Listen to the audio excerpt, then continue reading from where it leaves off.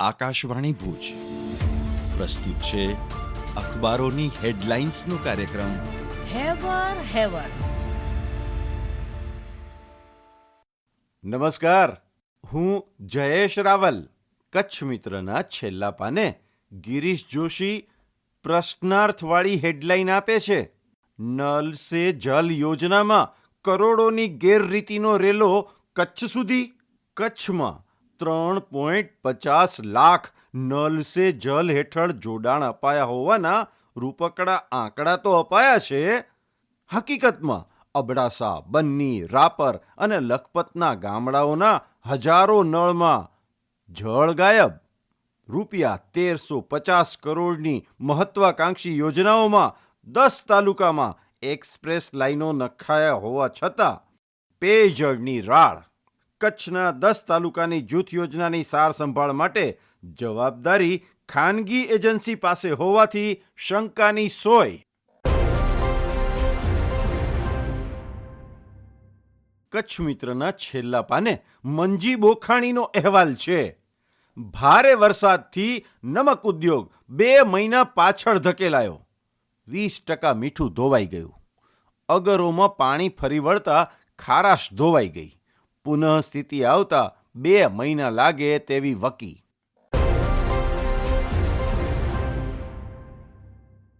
કચ્છ મિત્રમાં અંદરના પાને કલા ઉત્સવના સમાચાર છે.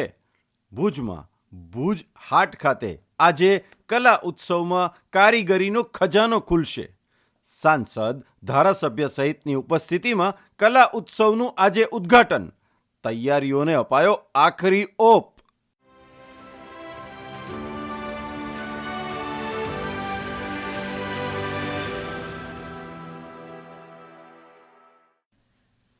હું ચિત્રા ચૌધરી.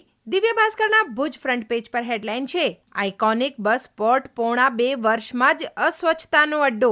1 જાન્યુઆરી 2024થી લોકો માટે ખુલ્લા મુકાયેલા વડાપ્રધાનના પ્રોજેક્ટની આભા હવે ઝંખવાય છે.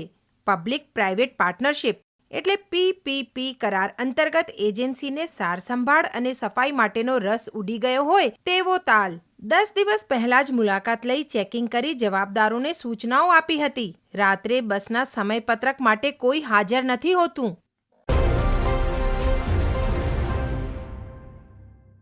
દિવ્ય ભાસ્કરના અંદરના પાને શિક્ષણના સમાચાર. ગુજરાત શિક્ષણ બોર્ડનો વિદ્યાર્થીલક્ષી નિર્ણય. વિદ્યાર્થીઓ માર્કશીટ અને સર્ટીમાં ઓનલાઈન સુધારો કરી શકશે. ફીનો સુધારો પણ ઓનલાઈન જ કરી શકાશે.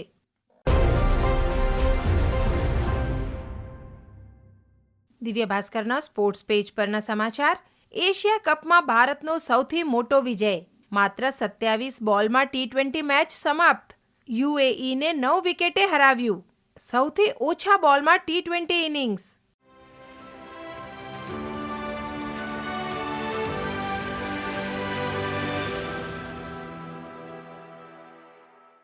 હું મનોજ સોની. ગુજરાત સમાચારના અંદરના પાને સમાચાર છે કે ભુજના મુખ્ય માર્ગોનું ધોવાણ. ઠેર ઠેર ખાડા પડવાથી વાહન ચાલકો પરેશાન. ગટર લાઇન માટે જાહેર માર્ગો પર ખોદકામથી મુશ્કેલી વધી. પાલિકા દ્વારા સમારકામના નામે કરોડોનો ખર્ચ છતાંય રસ્તાની હાલત સુધરતી નથી.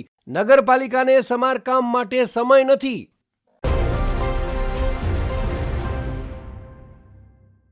ગુજરાત સમાચારના છેલ્લા પાને સમાચાર જોઈએ તો ગુજરાતના 213 રોડ વાહન માટે બંધ. 99 ગામડામાં અંધારપટ. રોડ બંધ રહેતા એસટીને વધુ 3 લાખનું નુકસાન. બનાસકાંઠાના સૌથી વધુ 32, પાટણના 26, પોરબંદરના 24 રોડમાં વાહન વ્યવહાર હજુ ઠપ.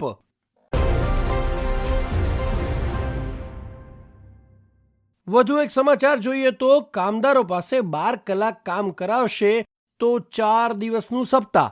મહિલા શ્રમયોગીઓને પણ હવે તેમની વિશેષ સંમતિ લઈ રાત્રિપાળીમાં કામ કરવાની છૂટ. નિયત કલાક કરતાં વધુ કામ કરશે તો ઓવરટાઈમ ચૂકવાશે. 7 દિવસમાંથી 4 દિવસ કામ, 3 દિવસ સવેતન રજા.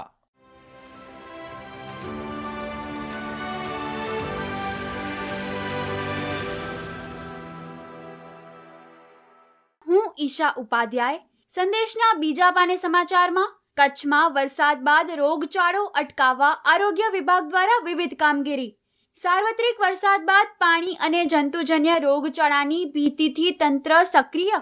મેડિકલ ટીમ દ્વારા લોહીના નમૂના મેળવવા સાથે ક્લોરિનેશન સહિતની કરાઈ કામગીરી.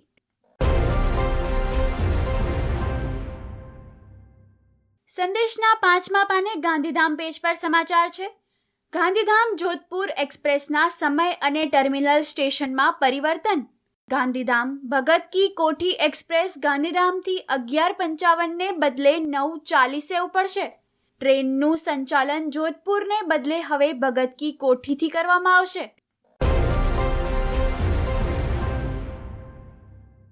સંદેશમાં અન્ય એક સમાચારમાં મિની તરણેતર સમાન મોટા યક્ષના મેળાની તૈયારી સાથે આખરી ઓપ. વરસાદના કારણે ખરાબ થઈ ગયેલા મેળાના સ્થળે માટી તેમજ કપચી નાખી લેવલિંગ કરવાની કામગીરી કરાઈ.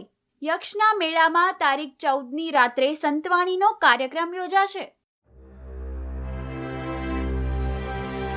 અખબારોની હેડલાઇન્સનો કાર્યક્રમ હેવર હેવર